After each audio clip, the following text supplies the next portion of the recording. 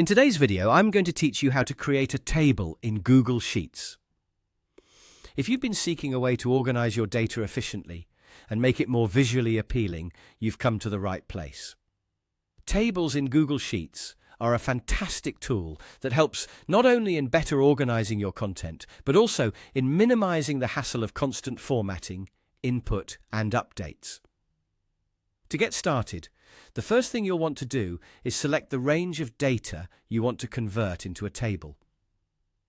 It's as simple as clicking and dragging over the cells that contain the information you'd like included.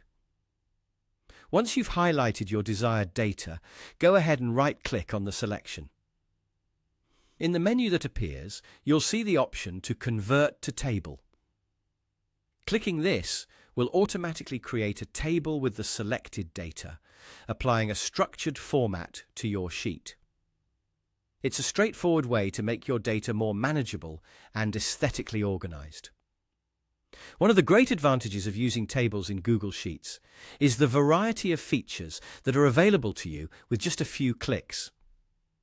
Tables come equipped with headers and footers, which are fantastic for keeping track of important labels and totals without needing to add separate rows or columns.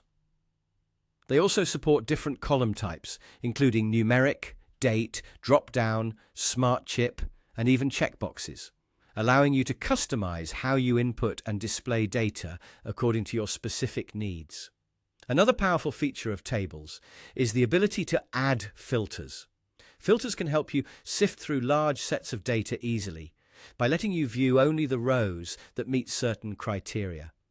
This can save you a significant amount of time when dealing with extensive data sets, as you can quickly pinpoint the information that's most relevant to you. Moreover, with tables, you can set up different views and table references.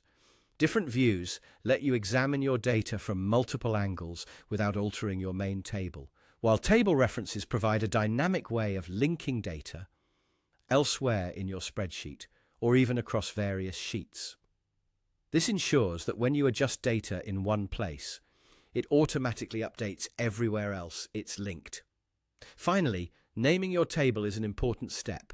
Assigning a name to your table not only makes it easy to locate and reference within your sheet, but also keeps things tidy and organized, especially if you're working with multiple tables in a single document.